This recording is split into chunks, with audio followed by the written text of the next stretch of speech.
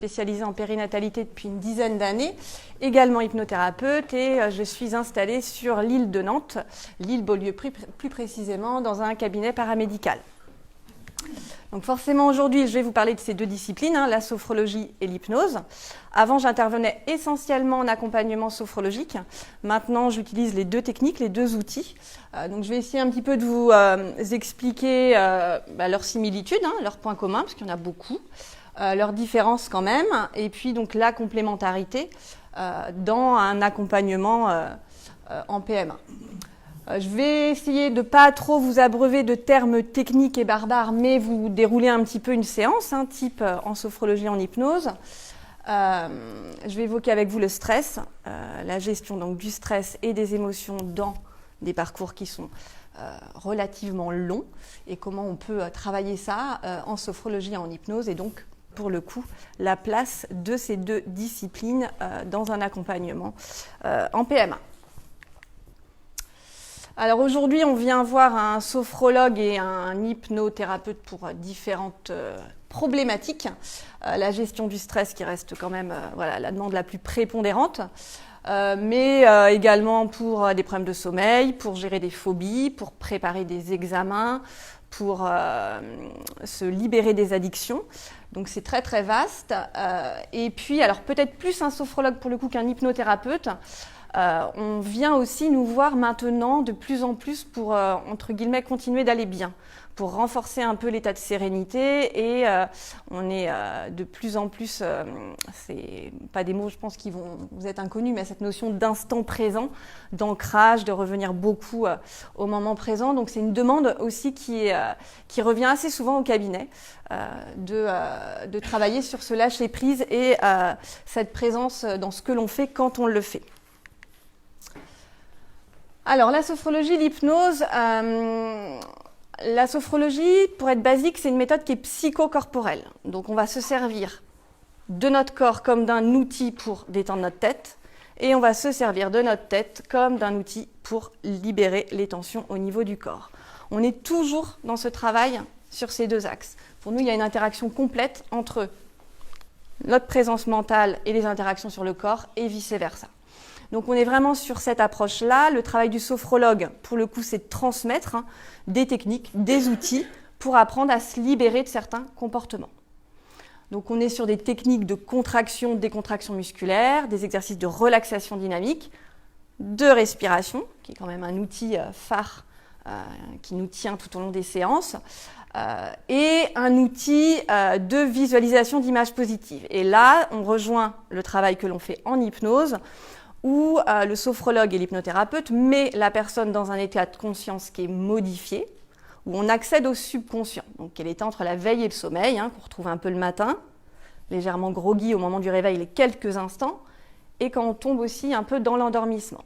Et donc quand on se trouve dans cet état de conscience modifié, notre cerveau ne faisant pas la différence entre ce qu'il vit réellement et ce qu'il imagine fortement, on va véhiculer tout un système de scénarios, d'images qui ont pour objet d'aller mobiliser les capacités et les ressources positives de la personne.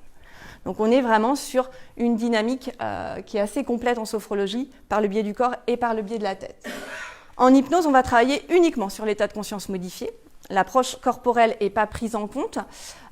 Et là, on va travailler... Alors, il y a beaucoup de points communs parce qu'effectivement, on va être aussi dans l'accès aux ressources pour que la personne trouve elle-même des manières de pouvoir gérer les différentes névroses, entre guillemets, ce qui nous bloque, et on en a tous. Mais on est sur aussi un programme vraiment de reconnexion. En fait, c'est comme si on allait un petit peu reconnecter des câbles, des situations qui ont pu être traumatiques, qui ont pu avoir engendré des conséquences à un moment de la vie et qui continuent d'agir dans le présent. Et en fait, en hypnose, on se rend compte que les gens ont bien conscience de leurs problèmes. Généralement, on est notre meilleur thérapeute pour savoir comment analyser les choses, et pourtant, on n'arrive pas forcément à trouver l'accès à nos ressources pour réussir à s'en libérer. Donc le travail en hypnose, il nous permet de couper un peu les barrières du conscient et d'aller explorer ça sous une autre forme. Donc on est plus sur des séances en one shot, un peu en hypnose, 2-3 séances. En sophrologie, on va être sur un parcours un peu plus long. Voilà, donc les points communs, c'est vraiment l'apport de la voix du thérapeute en sophrologie, en hypnose. C'est l'état de conscience qui va être également modifié. Mais voilà, je pense que la différence principale pour moi, c'est l'approche corporelle qui est beaucoup plus prise en compte en sophrologie et la notion d'autonomie. On est vraiment dans un travail à deux qui va continuer hors du cabinet. Et l'intérêt, alors c'est pour ça que même quand moi je travaille en hypnose, mais ça c'est très personnel et c'est propre à moi, ma pratique, je passe toujours quand même par des exercices liés au corps, des exercices de sophrologie, même si je vais travailler avec l'outil hypnotique, parce que selon moi, voilà, quand on est dans le parcours, l'intérêt c'est d'avoir à ce moment-là des outils pour pouvoir gérer les différentes étapes, que ce soit médicalisé, que ce soit voilà, toutes les étapes de confiance et voilà, tout le travail sur les émotions, notamment liées aux peurs.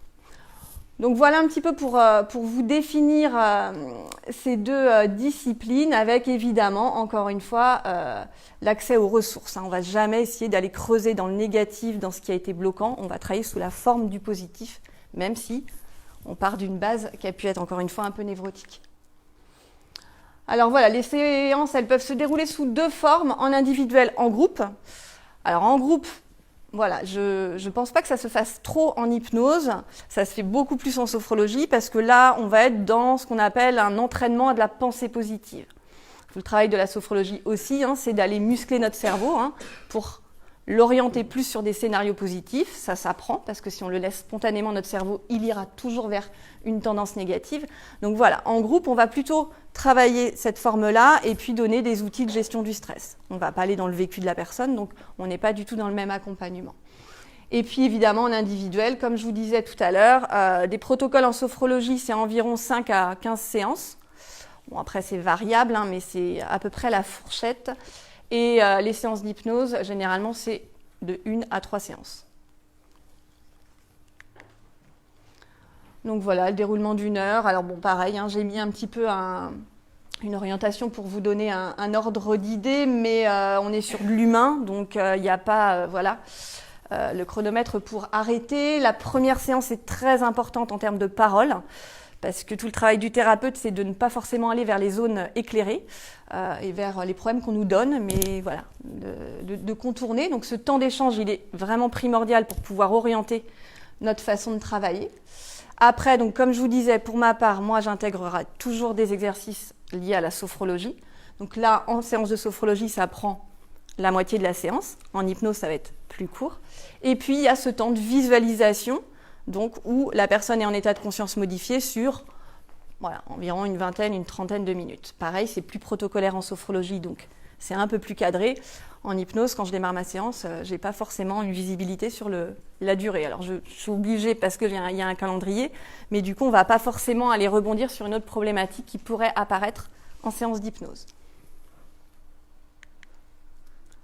Alors, le stress, je vous ai mis le stress positif.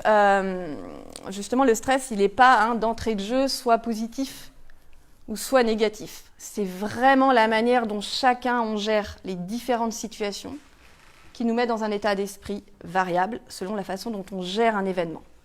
Une personne A et une personne B face au même événement n'auront pas du tout la même manière de réagir. Donc la manière de gérer notre stress et nos émotions, c'est au moins aussi important que l'événement en tant que tel. Et c'est là qu'on intervient pour que la personne reprenne le contrôle, non pas des événements extérieurs, mais de la manière de les percevoir. Alors, évoquer le lien entre le stress et les résultats, clairement, d'une FIV, d'un ovocyte, c'est un sujet qui est très peu étudié chez nous. Ça commence à avoir un peu plus d'écho dans d'autres pays et c'est tant mieux. Voilà, je pense que chacun peut se faire son propre avis, de percevoir si vous-même vous retrouvez des connexions entre votre corps et votre tête et que quand il se passe des fois des choses et des manières de penser, on sent des interactions. Souvent, notre corps, il nous envoie quand même pas mal de signaux. Donc voilà, de la même façon, on a la capacité de donner de la puissance à notre mental pour l'orienter. Alors c'est prouvé notamment pour tout ce qui est préparation d'examen, tout ce qui est notamment préparation sportive, où là on a vraiment des résultats, et c'est ce qu'on fait en sophrologie notamment. On va travailler les différentes étapes, comme en PMA d'ailleurs. Mais voilà, après c'est encore un débat qui reste un petit peu... Voilà, il n'y aura pas de statistiques à vous donner sur les réels effets en termes anatomiques, j'ai envie de dire. Après, moi, ce que j'entends très souvent au cabinet, et c'est quelque chose qui est assez commun, c'est cette capacité qu'on préfère se préserver, en fait. Donc, ne pas forcément aborder les choses positivement, parce que si jamais, eh bien, on a une réponse négative, on va tomber d'encore plus haut. Alors ça, c'est quelque chose qui est assez naturel, encore une fois, dans notre fonctionnement, mais on fait complètement fausse route, parce que là encore, notre cerveau, c'est un muscle, et que plus on va l'orienter à développer des émotions négatives, eh bien, plus le négatif va interférer sur tous les pans de vie et on va engendrer cette mésestime de soi. À l'inverse, plus on a orienté le mental dans des scénarios positifs, plus si l'émotion négative elle est là, parce que c'est pas parce qu'on s'est préservé que s'il y a une émotion négative, on va pas la vivre mal le jour, on la vit au moment présent. Eh bien, on a plus de capacité de ressources, de rebond et d'adaptation aux différentes situations qui peuvent être proposées. Donc voilà, donc autant dire que forcément, on a double effet et voilà, si c'est positif, on déroule la pelote et voilà, on est encore plus armé après pour continuer dans ce sens. Mais on a tout intérêt également, et c'est pour ça que moi je travaille beaucoup sur des visualisations, des projections des femmes qui peuvent être enceintes, parce que c'est vraiment important d'aller dans ce sens et c'est pas ça qui va faire que la chute sera plus difficile si on doit avoir à faire face à un événement négatif. C'est pour ça qu'en sophrologie, on travaille cette notion aussi beaucoup de moment présent pour prendre conscience que les émotions, on les vit dans tous les cas, positives ou négatives, au moment présent. Et qu'à force d'être trop dans soit de la rumination ou soit dans de l'anticipation, finalement, on en arrive à oublier d'être pleinement dans ce que l'on fait et donc de pouvoir forcément développer des ressources positives pour pouvoir gérer ça. Bon, là, ce que je vous ai dit, du coup, rejoint un peu l'intérêt et la place de la sophrologie et de l'hypnose dans un parcours de procréation médicalement assistée. Moi, j'étais sur un couple sur 6 qui consultera, donc a priori, on est sur 1 sur 5, ce qui ne me choque pas. Bon, j'ai mis une liste qui, voilà, et je pense qu'il pourrait même s'échelonner un peu plus long, forcément, vu la durée des protocoles d'accompagnement, que ce soit d'un point de vue individuel, d'un point de vue couple, ou peut-être même d'un point de vue de l'entourage plus global. Voilà, il y a forcément des interactions à tous les pans de vie. Donc, bon, je vous ai mis une liste, je ne vais pas m'étendre là-dessus.